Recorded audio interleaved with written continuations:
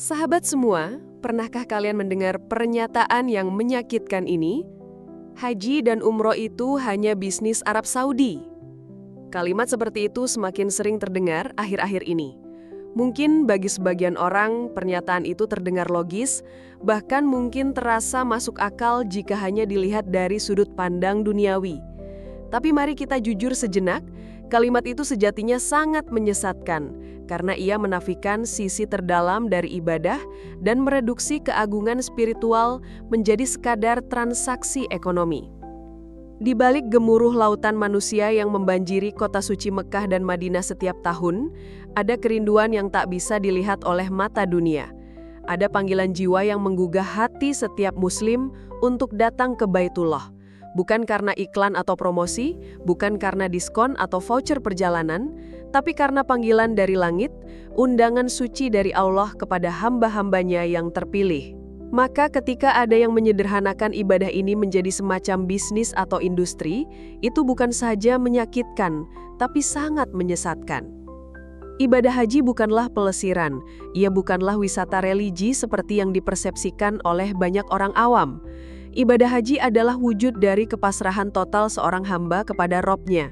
Seorang muslim yang berangkat haji, meninggalkan keluarganya, pekerjaannya, hartanya, kenyamanannya, hanya demi menjawab panggilan labbaik Allahumma labbaik. Demikian pula dengan umroh, bukanlah sekadar jalan-jalan rohani. Ia adalah ekspresi terdalam dari cinta. Tangisan saat mencium Hajar Aswad, ketenangan dalam tawaf, dan doa yang menetes di multazam, semua itu bukan adegan yang bisa dibeli atau direkayasa. Kalau ibadah ini hanya dianggap sebagai bisnis, lalu apakah ada bisnis yang membuat air mata jatuh karena rindu? Apakah ada perusahaan yang produknya membuat jutaan orang rela menangis terseduh di tengah malam hanya karena ingin mendekat kepada Tuhan? Maka sesungguhnya, pernyataan bahwa haji hanyalah mesin uang Saudi adalah narasi yang tidak menghargai spiritualitas. Narasi yang hanya melihat angka, statistik, dan devisa, tapi buta terhadap cinta, kerinduan, dan pengorbanan yang tak ternilai. Sahabat sekalian, perlu kita sadari bahwa Arab Saudi bukanlah pemilik haji. Mereka bukan pemilik Ka'bah, bukan pemilik Masjidil Haram. Mereka adalah penjaga. Mereka adalah Khodimul Haramain, pelayan dua tanah suci, sebuah gelar yang memiliki makna tanggung jawab luar biasa besar. Sejak zaman Rasulullah, haji telah dilaksanakan, bahkan jauh sebelum negara modern bernama Arab Saudi terbentuk. Maka menuduh bahwa haji adalah milik Saudi adalah bentuk kekeliruan sejarah dan logika. Ya, memang benar bahwa pemerintah Saudi mengatur teknis penyelenggaraan haji dan umroh. Tapi itu bukan bentuk monopoli, apalagi eksploitasi. Itu adalah amanah yang diwariskan dari generasi ke generasi. Sejak zaman Raja Abdul Aziz hingga Muhammad bin Salman hari ini, mereka terus membangun dan memperluas fasilitas ibadah. Perluasan Masjidil Haram, renovasi Masjid Nabawi, pembangunan jalur kereta api, pelebaran jalur sa'i, pengadaan tenda-tenda ber-AC di Mina, dan sistem transportasi yang modern. Semua itu membutuhkan biaya miliaran dolar.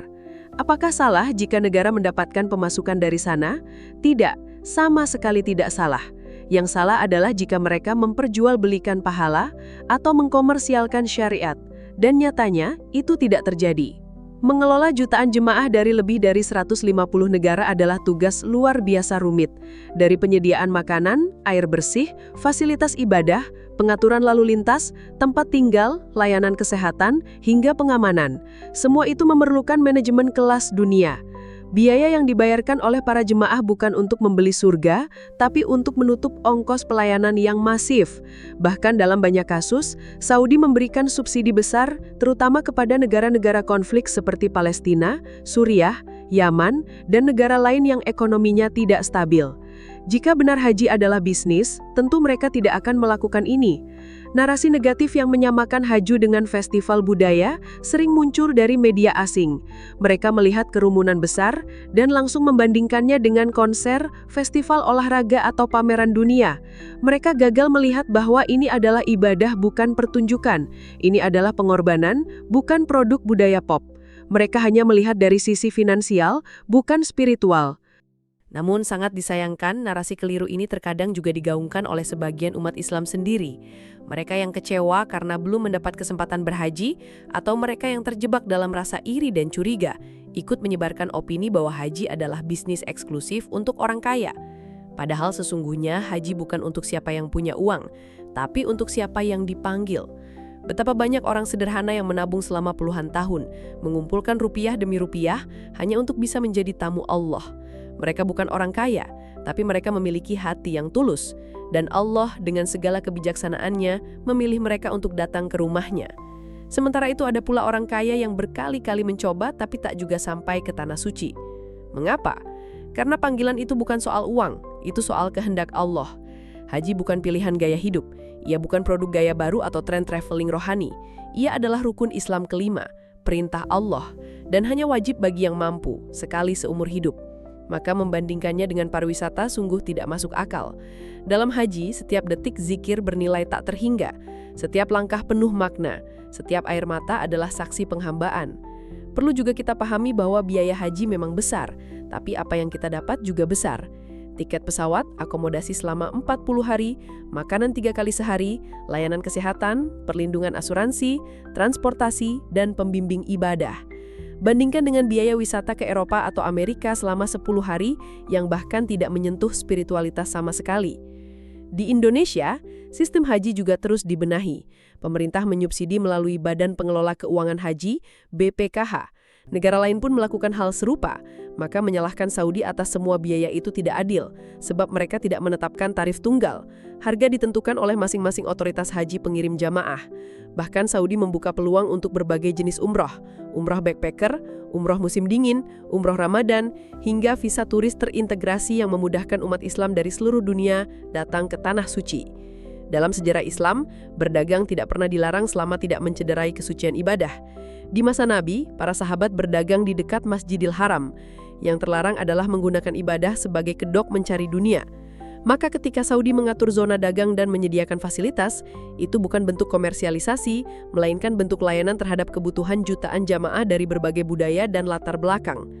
Bahkan ketika dunia dilanda pandemi COVID-19, Saudi Arabia mengambil keputusan berat, menutup akses haji internasional untuk menjaga keselamatan nyawa. Keputusan ini menunjukkan bahwa keselamatan jiwa umat lebih penting bagi mereka daripada pemasukan devisa.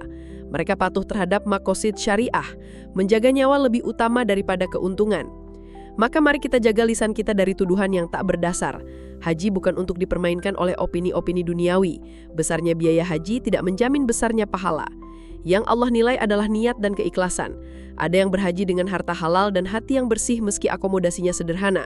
Dan ada pula yang membayar mahal, tapi niatnya ternodai oleh ria dan pamer. Allah tidak menilai rupiah atau rial, tapi niat.